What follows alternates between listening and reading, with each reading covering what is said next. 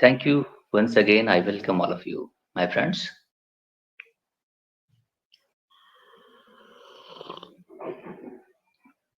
Friends, Prime Minister Modi Kuwait के visit पर है, तो मैं सोचता हूँ कि little bit I should talk about India's relationship with Kuwait. Ministry of External Affairs very recently announced that the Prime Minister is going to visit there and want to strengthen actually the relationship, entire spectrum of relationship of India and Kuwait. So Kuwait, that means the GCC, Gulf Cooperation Council, 6-member, groupings there in Arabian Peninsula. Okay, so this is very important. Our relationship is developing since Prime Minister Modi came to office in 2014. Afterwards, there is an integration of large, back and forth relationship. I mean the reciprocal relationship. Both the nations are visiting. Prime Minister successively, I think, 17 or 18 times have been, met with these leaders. I mean the GCC leaders. Okay. Before that, there was a long gap in history. If you look at before the Prime Minister Modi's office term, there was a large scale gap. Okay. So Manmohan ji only went I think one time in Saudi Arabia, and rest very much India was too much isolated. There is a reason we can cite it कि हमारी तरफ से मोहब्बत नहीं शुरू होती थी और वो भी अपने पराये में ही बैठे रहते थे। शायद उनके दिलों में होता भी हो कि मुझे इंटीग्रेट करना चाहिए, लेकिन हाउ? क्योंकि पाकिस्तान ने उन्हें इस तरह से रिलीजियस उनके जो चश्मे थे ना एक्चुअली, उसको उन्होंने चेंज कर दिया था कंप्लीटली। तो उसी रिलीजन के ही एंगल से चीज़ों को देखा करते थे। लेकिन जब से प्राइम मिनिस्टर मोदी आए और उन्होंने अपने व्यूज़ को एक्चुअली सामने एक्सप्रेस किया, कि जो आप हमारे बारे में सोच रहे हैं वैसा नहीं है, है ना? तो एक चाहते हुए भी बात कौन स्टार्ट करे? चाहते तो दोनों तरफ हैं, लेकिन बात कौन स्टार्ट करे? तो ये बात आ गई थी बीच में। फिर मोदी साहब ने कन्विंस किया उनको, मिला-जुला और मिलने का मतलब 17 से 18 बार मुलाकात हो गई बायलैटरली, कहीं न कहीं इधर-उधर, है ना? तो इस तरीके से मोदी साहब ने कन्विंस किया कि आप जो हमारे बारे में एक स्टीरियोटाइपिंग कर चुके हैं, वैसा हमारा कंट्री नहीं है, या हमारा व्यू ऐसा नहीं है ना? तो उनका जो भी एक व्यू था इंडिया के प्रति, वो टूटा, है ना? एक ख्वाबों-ख़्यालों में जो थे कि India is some such kind of country because Pakistan उनको उस तरीके से समझा चुका था, है ना? तो ये पूरा-पूरा एक और पिछली जो रिलेशंस इनके जो फादर्स थे और उनके ग्रैंडफादर्स थे, वो लोग भी जब तक रूलर्स थे, क्योंकि वो रिलीजियस फिनोमेनन से चीज़ों को देखते थे। लेकिन जो मॉडर्न अभी लोग आए हैं, जो यूनिवर्सिटीज़ में ऑक्सफोर्ड वगैरह में पढ़ के आए हैं, ये सलमान उमरान जो है एमबीएस, है ना? मोहम्मद बिन सलमान सऊदी अरेबिया का क्राउन प्रिंस, ये सभी लोग बेहतरीन इंस्टीट्यूशन से पढ़ के आए हैं, तो अब उनका भी डिफरेंट एंगल है ना? कंट्री को किस तरफ फॉरवर्ड डायरेक्शन में ले जाना है, क्या रिलेशनशिप रखनी है, नहीं रखनी है। नहीं, तो वो एक डिफरेंट पराये में चीज़ों को देख रहे हैं। तो उन्होंने भी अपने बैरियर्स तोड़े, भारत ने भी अपना बैरियर्स तोड़ा और right now both the states I mean the GCC और India integrating each other, and they have reached up to in 2022 और 23 का मैं डेटा बता रहा हूँ financial year $184.46 billion, you can say $185 billion bilateral exchange है, ठीक है?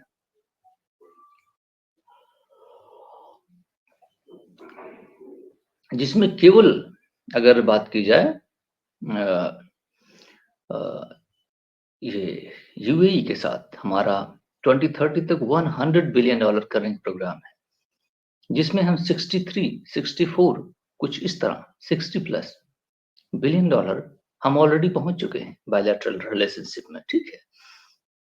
तो ये भी एक इकोनॉमिक इंटीग्रेशन है।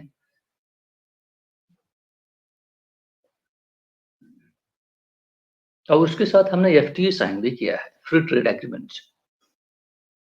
अब इंडिया के पास अगर आप देखेंगे डायमंड और ज्वेलरी और ये सारी चीजें जो है, क्योंकि डायमंड हमारे यहाँ पॉलिश होता है सूरत के अंदर, और वहाँ पूरा इंफ्रास्ट्रक्चर है, ठीक है। और लार्ज स्केल इंपोर्ट होता है रशिया से, फिनिश्ड रॉ प्रोडक्ट, और यहाँ पे रिफाइनिंग होती है, then it is exported to the Europe and as well as the Gulf GCC Council countries, GCC countries I mean, okay। तो ये है इंडिया के और हमारे यहाँ सबसे हम लोग जो हैं दुनिया में सबसे बड़े सोना को, गोल्ड को इंपोर्ट करते हैं, और हमारे पास रिजर्व दुनिया का सबसे बड़ा रिजर्व है गोल्ड का। इवन दो रशिया के सेंट्रल बैंक के पास भी हमारे यहाँ reserve third and fourth rank पे है आई थिंक। और लेकिन लार्ज मासेस के पास, लोगों के पास जो है वो दुनिया का सबसे बड़ा है ना रिजर्व हमारे पास है। तो आप ये समझें कि ये सारी चीजें ये जीसीसी और यूएई से भी इंपोर्ट होती है हमारे यहाँ, इसलिए मैंने इसको आपके सामने रखा है।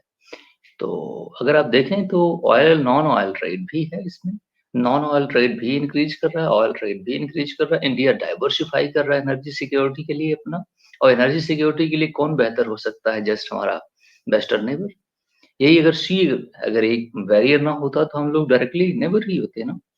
और सी भी क्या है ना, शिप फ्लोट करनी है पोर्ट से लेकर के। तो ये भी एक बेहतरीन चीज है, और वो हमारे नेबर ही हैं। अब हिस्ट्री को मिस्टर एमबीएस इंडिया आए थे, जब उनको G20 में स्पेशल स्टेटस दिया गया है ना, स्टेट विजिट के तौर पर उनको एक दिन और रखा गया था यहाँ पे। तो वो जब बातचीत हो रही थी तो वहां पर उन्होंने रेज किया कि इंडिया और सऊदी अरेबिया के बीच कभी भी हिस्टोरिकल क्रॉस रोड नहीं रहे। That means if there was some degree of uh, discomfort in the relationship, because that was the region of the Pakistan, okay। सो उन्होंने एडमिट किया इस बात को, और वो जब हमारे यहाँ डिनर हो रहा था प्रेसिडेंट के साथ, तो जब वहां पे स्पीच चल रही थी तो उन्होंने इस बात को एडमिट किया और कहा कि हिस्टोरिकल रिलेशनशिप हमारे बीच बेहतर रहे हैं, और हम लोग कभी भी क्रॉस रोड पर नहीं आए एक दूसरे के साथ, ठीक है। तो हमें हमारे I mean he use the word disagreements. तो इन कंट्रीज के पास अब आप समझते हैं कि हमारे यहाँ लार्ज स्केल डायस्पोरा वहाँ रहता है, मीन्स हमारे यहाँ इंजीनियर्स या वर्कर्स भी लार्ज स्केल पर हैं, अनस्किल्ड वर्कर्स भी इवन वहाँ पे बहुत ज़्यादा हैं लार्ज स्केल पर। करीब मुझे याद आता है कि 90 लाख लोगों से ज़्यादा, 9 मिलियन से ज़्यादा, 9 मिलियन तो रजिस्टर्ड है ना, बाकी कुछ नाव लेके तैर के भी गए हुए हैं, ठीक है। और लेकिन इन कंट्रीज में अनडॉक्यूमेंटेड होना ना, ये पनिशबल ऑफेंस बन सकता है, क्योंकि इनके पास बहुत हर्ष पनिशमेंट भी होता है ना। यूरोप वगैरह में है तो लोग डंकी लगा के चले जाते हैं, क्योंकि वहां पे एक डेमोक्रेटिक सिस्टम भी है, नहीं उतना हर्ष पनिशमेंट नहीं होता। अगर आपको पकड़ेंगे तो डिपोर्ट कर सकते हैं, लेकिन यहाँ पर अगर पकड़ेंगे तो आपको हैवी पनिशमेंट हो सकता है, इवन दो कि आपको काफी है ना पनिशबल चीजें भी देखनी पड़ सकती हैं। क्योंकि ये थोड़ा सा आर्बिट्री डिसीजन भी, अथॉरिटेरियन रिजीम्स है ना ये, यहाँ पे किंग और ये है वो है, ये फिनोमेनन चलता है। तो यहाँ की चीजें डिफरेंट हैं, पॉलिटिकल सेटअप और लेकिन हाँ इंडियंस के पास एक अच्छी चीज ये है कि ये अपनी आइडियोलॉजी लेकर के नहीं जाते, है ना, अपना आइडियोलॉजी या रिलीजियस एजेंडा लेकर के कहीं जाते नहीं, इसलिए ये एक्सेप्टेबल है दुनिया के अंदर। है ना? ये काम करते हैं, अपना सैलरी लेते हैं, देन दे गो बैक, ठीक है? और इसी रेफरेंस में अभी वर्ल्ड बैंक की रिपोर्ट जब आई है, तो उसने कहा कि $129 बिलियन इंडियंस रेमिटेंसेस भेजते हैं दुनिया में सबसे ज़्यादा। Even though you can say that 2 times the Chinese actually sent their country, है ना? और 5-fold the Pakistanis sent to their country. So India के पास काफ़ी रेमिटेंसेस आती हैं because of the large scale और peoples are out there. तो ये भी एक हमारे पास मेरे अगर मैं राइट हूँ तो 3 करोड़ से ज़्यादा, है ना? इंडियंस बाहर रहते हैं, ठीक है? तो ये है स्टेटस और ये सारे लोग मिल करके $129 बिलियन अरब डॉलर अरब रुपए अरब डॉलर सॉरी इंडिया को सेंड किए हैं इस फाइनेंशियल ईयर 2024 के अंदर। तो आप बात को समझें और इस पर्टिकुलर रीजन में 9 मिलियन लोग दैट मीन्स 90 लाख लोग जो हैं हमारे इस जीसीसी कंट्रीज में रहते हैं और हमारे ऑयल और एनर्जी सिक्योरिटी के लिए ये कंट्री इम्पोर्टेंट है। जैसा कि प्राइम मिनिस्टर अब वहाँ पे हैं, लिटिल बिट मैं आपको बता दूँ कुछ की पॉइंट्स जिसमें से अगर आप जानना चाहें। वैसे मैंने सारी चीज़ बता दी है। ये 43 ईयर के बाद विजिट हो रहा है प्राइम मिनिस्टर का कुवैत के अंदर। ये भी रेफरेंस ये बना क्यों? है ना? जीसीसी के पास जीसीसी की जो मेंबरशिप प्रेसिडेंसी है करंटली वो कुवैत के पास है ना? तो जीसीसी को भी भारत कभी-कभी जॉइन कर लेता है, हाय-हेलो के चक्कर में। क्योंकि वो लोग भी हमारे साथ इंटीग्रेट करने के लिए काफ़ी तत्पर नज़र आते हैं। सक्सेसिव मीटिंग्स हो रही हैं, मैं आपको बता रहा हूँ। अभी अ ये करीब 7 दिन भी नहीं बीता होगा कि फॉरेन मिनिस्टर जो है कुवैत का इंडिया में ही था, है ना? जयशंकर साहब के साथ मीटिंग उसने करी और उसने कहा कि मैं पूरी तरह से खुले दिल के साथ मैं आपके साथ इंटीग्रेट करना चाहता हूँ, ठीक है? और फिर जयशंकर साहब भी 1 महीना पहले कुवैत थे, है ना? फिर रेसिप्रोकल विजिट्स हुई, फिर आई मीन इतना सारा विजिट और मेल-मिलाप तब होता है, जैसे लग रहा है कि बिल्कुल घर का ही एक गली में दूसरा भाई रहता है ना? समझ रहे हैं आप? एक गली में दूसरा भाई रहता है और मैं अभी चाय पीने के चक्कर में निकला हूँ, तो उससे हाय हेलो कर लूँगा। इस तरह की मीटिंग चल रही है। That means they both are showing comfort to each other, है ना? रिलेशनशिप में। इतना सारा एंगेजमेंट अगर हो रहा है। उन्होंने भी अपने बैरियर्स तोड़े हैं, जैसा कि मैंने आपको बताया। तो जो दिलों में चीज़ें थी वो टूटी हैं और वो इंडिया को देखते हैं सिंस इंडिया जब 1998 में हमारा रिलेशनशिप दुनिया के साथ बदला वही न्यूक्लियर वेपन से। People started looking towards India very seriously after that. Mister Rajiv Sikri साहब की बुक है, उन्होंने लिखा है ये सारी स्टोरीज़ मैंने इसको पढ़ी है। तो किस तरह से ट्रांसफॉर्मेशन हुआ बिफोर दैट 50-50 सालों तक कोई लिंकेज ना होना, है ना? आफ्टर दैट जैसे ही चीज़ें 1998 आता है, अब इंडिया में लोगों को अपॉर्च्युनिटी दुनिया इंडिया के साथ जुड़ना चाहती है। एशियन कंट्रीज़ इंडिया के साथ उसी के बाद 2000 के बाद से जुड़ी हैं, ठीक है? ये सऊदी अरेबिया और पूरा पेनिनसुला इंडिया की तरफ लुकिंग स्टार्ट किया। तो वहाँ पे एक टर्निंग पॉइंट था वो, है ना? तो फिर अ, अब आ जाते हैं हम मेन टॉपिक पर, ठीक है? जितना कुछ बोलना था मैंने बोल दिया, मुझे कुछ अब बोलना नहीं रहा, ठीक है? अब मैं इसको पढ़ करके कुछ की पॉइंट्स 2 सेकंड में आपको कन्विंस कर दूँ। Expected to focus on shoring up ties the range of key areas including defence. हाँ, डिफेंस में भी वो हमारे साथ इंटीग्रेट करना चाहते हैं। क्यों? क्योंकि इंडिया के पास एक डिफेंस इंडस्ट्री जब से यहाँ अपनी बना रहा है और ये रीजन्स जो हैं ये इनका एक प्रॉब्लम है कि एक तो शिया सुन्नी डिवीजन है, शिया सुन्नी डिवीजन एक साइड में रख दिया जाए। दूसरा ये है कि अरब और ये पर्शिया जो है, ये ईरान, इन दोनों के बीच एक राइवलरी होती है, ठीक है? राइवलरी के पीछे रीज़न है कि दोनों 2 इनकी अपनी हिस्ट्री डिफरेंट है ना? एक तो रिलिजियस डिफरेंशिएशन अलग है, लेकिन इनकी हिस्टोरिकल और civilisational you know who is superior, ये भी एक कॉन्सेप्ट यहाँ पे आता है। तो I am feeling little bit discomfort. तो यहाँ पे एक प्रॉब्लम ये है कि इसलिए ये कंट्रीज जो हैं, अभी मैं एक परसों मेरे दिमाग में आया था, जब इज़राइल इन सभी को मार रहा है, लेबनान और ये वो, है ना? लेकिन ये एन्जॉय कर रहा है। मैं बताता हूँ कैसे। मैं वही तो मैं देख रहा हूँ, इनका न्यूज़पेपर में पढ़ रहा हूँ। हर दिन में जो 6-7 कंट्रीज़ है यहाँ पे, उनका मैं बीच-बीच में 15-10 दिन के अंदर इनका न्यूज़पेपर में पढ़ता हूँ। ये क्या सोच रहे हैं, क्या कर रहे हैं? देखता हूँ कोई स्टेटमेंट नहीं है। हाँ, ये एक बात है, वो पैलेस्टाइन के जो लोग हैं, उनकी इश्यूज़ को एड्रेस करने के लिए वो बात करते हैं, वो भी स्टेटमेंट देते हैं, कोई सॉलिड काम नहीं करते। लेकिन जो क्रैकडाउन इज़राइल कर रहा है ना? उसमें वो उनका साथ देते हैं। क्यों? क्योंकि वो ईरान की कैपेबिलिटी को तोड़ रहे हैं। ईरान ही इनका दुश्मन है और हिस्टोरिकल दुश्मन है।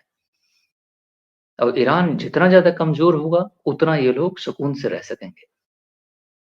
ईरान ने ही फंड किया यमन को। यमन ने अभी 2 साल पहले सारे ऑयल फैसिलिटीज़ पर सऊदी अरेबिया के ऊपर इधर सना है, यमन की कैपिटल, यहाँ से उसने तमाम सारे मिसाइल लॉन्च कराए, है ना? सऊदी अरेबिया के ऊपर। और सऊदी अरेबिया और फिर इन रिस्पॉन्स रिटेलिएशन कुछ एक आध 2 बम भी गिराया, है ना? यूएस के फाइटर प्लेन से। तो कोई कॉन्सिक्वेंशियल रिजल्ट नहीं आया।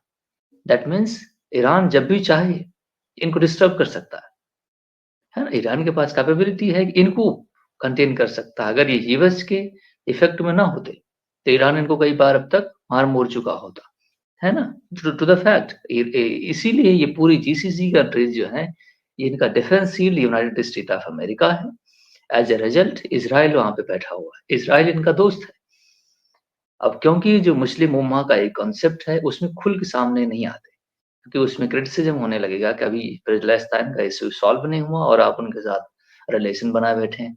ओपनली लोग मिलते नहीं, लेकिन हाँ, जब से अरब डील हुई और अरब डील और एक और डील हुई है ना? इन दोनों डील की जब से हुई है, तब से 1-2 कंट्रीज़ यूएई और कुवैत, ये कतर, इन लोगों ने धीरे-धीरे इज़राइल के साथ रिलेशनशिप डिप्लोमैटिक बायलैटरल बना ली है। जबकि Saudi Arabia being as a की, है ना? As a leader of the Muslim Ummah, he cannot do that until unless the Palestinian issues is resolved.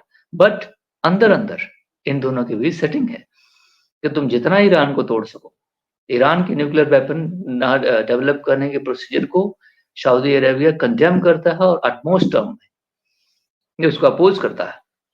Even जितने चीज़ और ये ईरान भी अभी जब ये अ, एक थ्रेट आया था ना, इज़राइल वो रेसिप्रोकल मिसाइल मार रहे ईरान पर ऊपर है और इज़राइल के ऊपर, है ना? तब ईरान का फॉरेन मिनिस्टर अब जा कर के कोई एमबीएस के सामने बैठ कर के उसने कहा उनको कि अगर आप यूएस को यहाँ अपने यहाँ से लॉन्च करने देंगे, है ना? हमारे ऊपर अटैक, तो हम आपकी ऑयल फैसिलिटी बाकी सारी चीज़ों को डैमेज कर सकते हैं। ओपनली और मुँह पर, है ना? कह कर के आया था। तो उसके बाद वो कतर गया, उसके बाद यूएई गया, सबको एक बात बताया कि अगर आपके यहाँ फैसिलिटी से हमारे ऊपर लॉन्च होता है कुछ भी, और क्योंकि यूएस की फोर्सेज़ यहीं बैठी हुई हैं, है ना? यूएस की फोर्सेज़ अरेबियन पेनिनसुला में बैठी हुई हैं लार्ज नंबर में। वो कभी भी ईरान के ऊपर अटैक कर सकती है, ईरान नो दैट। इसीलिए तो ठंडा पड़ गया वो, है ना? अभी जब इज़राइल जो है आकर के फाइटर जेट से इनको, है ना, कैपिटल पे बम-वम गिरा के गया है आस-पास में कुछ इम्पोर्टेंट फैसिलिटी पर, तो ईरान रिटेलिएशन नहीं किया, क्योंकि जानता है कि अब ये जो है ये निकल जाएगा, वॉर की तरफ और लंबा हम पीट-पट जाएँगे, है ना? तो वो ये लोग भी एन्जॉय कर रहे हैं ईरान को जब मारा जा रहा है, क्योंकि उसकी फैसिलिटी को जितना नुकसान पहुँचाया जाएगा, उतना ये लोग सुकून से रह सकेंगे, है ना? डिफेंस का है, एक शब्द जो यहाँ पे इस्तेमाल हुआ है उसका बड़ा मीनिंग है। और मैं यही सोच रहा था, ये जो लोग चुप क्यों हैं? क्योंकि ये एन्जॉय कर रहे हैं कि ईरान को आप जितना वीक कर सकें, it would be very beneficial. और ईरान के ऊपर अगर इज़राइल और यूएस के साथ मिल के इनको, है ना, मार-पीट देता है, तो हमारा काम तो सॉल्व कर देता है ना? मामले को समझिए। और क्योंकि इन लोगों की बेचैनी जो है वो इज़राइल है। सॉरी ईरान है। 2 डे का विजिट है मिस्टर प्राइम मिनिस्टर का। और ट्रेड रिलेशनशिप तो मैंने आपको बता दिया, लेकिन डिफेंस रिलेशनशिप भी मैंने बता दिया। अब ये लोग हमारे साथ एक्सरसाइज कर रहे हैं, नेवल एक्सरसाइज, आर्मी की एक्सरसाइज। हमारे एक राजस्थान है, यहाँ पर आके ये लोग कर रहे, ट्रेनिंग ले रहे हैं हमारे यहाँ, ठीक है। Modi साहब will hold talks with the top Kuwaiti leaders and Indian labour camp में भी वो विजिट करेंगे और एड्रेस करेंगे इंडियन कम्युनिटी को भी, अटेंडिंग ओपनिंग है ना सेरेमनी ऑफ जीसीसी का जो टूर्नामेंट कोई होने वाला है, गल्फ कप फुटबॉल टूर्नामेंट, वहां पे वो ओपनिंग सेरेमनी में भी जाएंगे। First trip for the 43 years में पहली ट्रिप है। एक्सटर्नल अफेयर मिनिस्टर साहब भी discusses the underway of Kuwait है ना bilateral relationship and defence cooperation pact. Okay, defence cooperation pact भी हो रहा है। As a key media briefing, Mr. Overseas Indian Affairs of Ministry of External Affairs, a few bilateral documents is expected to be formed up during the visit. You know, India-Kuwait bilateral relationship is good, nice, expected to grow up and up. Okay, consolidate the partnership, बिल्कुल ठीक है, reinforce the shared values and quite what is shared values? This is democracy, this is authoritarian. What kind of shared values there? Okay. अब shared values एक और concept आ जाता है कि हम लोग ना डायरेक्टली और इनडायरेक्टली सऊदी अरेबिया इंडिया जो हिस्टोरिकल ये है ना सिविलाइजेशंस हैं, कंट्रीज हैं, तो some degree of social values they share each other. जिस तरह पर्दा का कॉन्सेप्ट है वुमेन्स के लिए स्पेशली देखिए बहुत सारी चीजें कॉमन है इन रीजन्स में, ठीक है। Shared values I mean that is something that doesn't mean that वो केवल बुर्का पहनाना और नहीं मुंह ढकना ही ऐसी बात मैं नहीं कर रहा हूँ। दैट आई मीन एग्जांपल दे रहा हूँ कि इस तरह से कुछ ना कुछ शेयर्ड वैल्यूज होंगी। अब मैं इसको देखूंगा कि इसमें शेयर्ड वैल्यूज क्या है, ठीक है। Unveil the new avenues of future cooperation, reinforce our shared values, and build a more stronger and dynamic partnership for the future. Chatterjee साहब ने कहा कि visit expected to be boost of GCC countries के GCC influential grouping comprises GCC होता है UAE है उसमें, और बहरीन है, सऊदी अरेबिया है, ओमान है, कतर और कुवैत।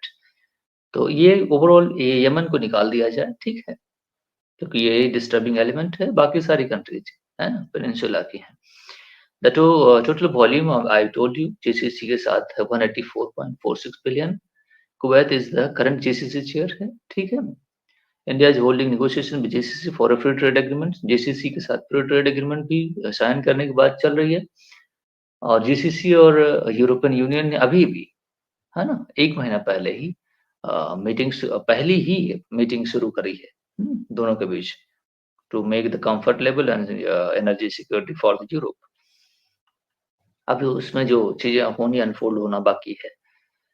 तो India's plan visit for labour camp, बाकी सारी चीजें लेबर कैंप वगैरह सब कुछ है वो मैंने स्टार्टिंग की बता दी। वो 45 इंडियंस किल्ड हो गए थे बेचारे डेवास्टेटिंग फायर के अंदर, है ना। तो वो भी एक बहुत दुखद कॉन्सेप्ट था, और उसमें भी प्राइम मिनिस्टर शायद फायर एंड बिल्डिंग हाउसिंग लोग करेगी इस अपना बात है, ठीक है, बस इतनी सी बात है। बाकी सारी रिलेशनशिप क्या है वो आगे अनफोल्ड जब होगी तो उस पर फोकस किया जाएगा, ठीक है। So thank you very much for watching. Stay tuned, connected with me. If you like it, please do share with your friends and direct him. They must have to subscribe my channel. It's my personal request because all my effort, what I feel is, so if somebody didn't subscribe and reject, okay, it actually hurts my sentiment. Okay, the confidence that I show while making the video is because of that emotion. If that emotion get eroded, then I feel setback. Okay, so you must have to value my effort. Okay, so that's I look at it. So thank you very much.